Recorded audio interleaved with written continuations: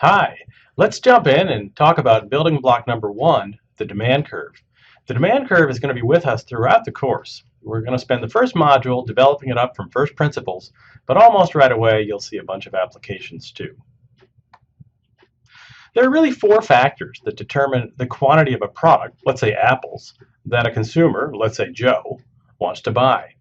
These four factors are Joe's preferences, that is how much he likes apples relative to other goods, the price of apples, Joe's income, how much money he has to spend, and finally the price of other related goods. Let's go through each of these to make sure it's clear. But these are the four building blocks of an individual's tendency to want to buy stuff. So let's start with preferences. How much does Joe like apples compared with other things he could eat? When we think about preferences, we're thinking about attitudes that consumers have toward particular goods.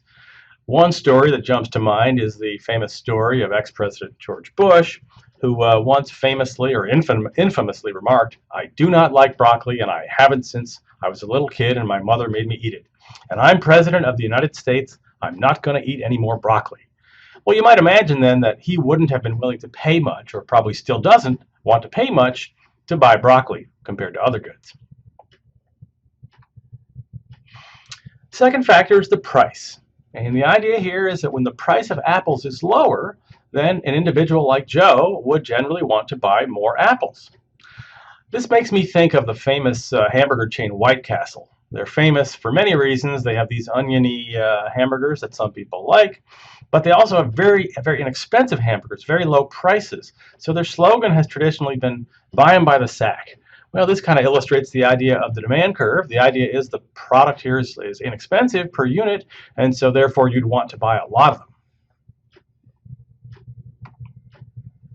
Third factor on our list is income. And the idea is for most goods, and we'll be a little more specific about this later, but for most kinds of goods, people with high income, or when you have more income, you'd want to buy more than if you had lower income. One image that comes to mind for me, if you're a literary type and you read The Great Gatsby, or even just a moviegoer and saw either the recent version or the 70s version with Robert Redford, well, Jay Gatsby has a lot of money, and there's this great scene where he has so many beautiful shirts. Well, here's a rich guy, and yeah, he's buying more, a larger quantity of this item called shirts. This fourth factor of interest to us is the price of related products. Remember, in our little example, we have Joe and apples. Well, let's think about a related product, a potential substitute, like oranges. Here we have a picture of a sign for a one-day sale on oranges. Wow, the price of oranges is low today. And maybe that makes Joe go, maybe I'll buy oranges instead of apples. Again, the idea is that the price of substitutes can affect the quantity of this good in question, apples, that Joe might want to buy. Well, this gets us to the individual demand curve, which is in bold here because it's something that we want to remember and know about. The individual demand curve is a schedule relating the price of the product to the quantity purchased. Now, the demand curve is drawn holding the other things, the preferences, the prices of other products, and the individual's income constant. We tend to draw it, or we always draw it in this diagram, with price on the vertical axis and quantity on the horizontal. We'll call price P, and that's the price of the product per unit. And Q is the number, it's quantity, the number of units the individual would purchase, let's say per week. It doesn't have to be per week, but it's going to be per some unit time at each possible price. And we end up with this schedule relating the price to the quantity that the individual would purchase. And again, this schedule is the individual demand curve. Let's take a little made-up example, Joe's weekly demand curve for apples. And so what we're doing here in this thought experiment is holding other things constant, those other things being the preferences and prices of other products and so forth. Let's vary the price of this product, apples, and see how many Joe wants to buy. So let's represent these numbers in a table. At a price of $5 per apple, and that's pretty steep if you've ever gone shopping, Joe would only want to buy one per week. If the price were $2 per apple, and that's still pretty steep if you're a shopper, he'd want to buy 2 apples per week. If the price were $1 per apple, he'd buy 3 apples per week. And if the price were 50 cents per apple, he would buy 4 apples per week. Now we can represent these numbers, the price and quantity, in a diagram. And so, for example, that first row with $5 and 1 apple purchased is represented in the upper left dot along this maroon demand curve. And the next entry at a price of $2 per apple, Joe wanting to buy 2 per week, is represented as that second dot, and so forth. And what we have here is Joe's demand curve for apple, or the individual demand curve for apples representing Joe.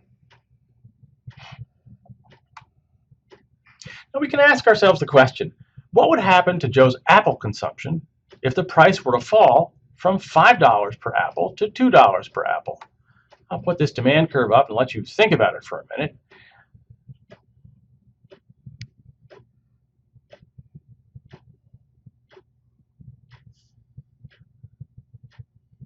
Maybe that's enough time for thinking. So let's talk through the problem. What would happen to Joe's apple consumption, or the quantity he consumed, if the price were to fall from $5 to $2? Well, the answer is that at $5, he would choose to consume 1 apple, whereas at $2 per apple, he would choose to consume 2. So what would happen with a reduction in price from 5 down to 2 would be an increase in the quantity demanded from 1 up to 2. And that all corresponds to what we term a movement along the demand curve. That's in bold because, again, that's an important idea. A change in the price of a product gives rise to a movement along the demand curve for that product. So what are the takeaways from our first unit here on individual demand? Well, a few things. First, the individual demand for a product depends on 4 things: preferences, the price of that product, the price of other related products, and income, the amount of income the individual has to spend. Next, the individual demand curve is a schedule relating the price of a product to the quantity the individual would buy, holding all those other things constant. And finally, a price change brings about a movement along the individual demand curve for the product whose price has changed.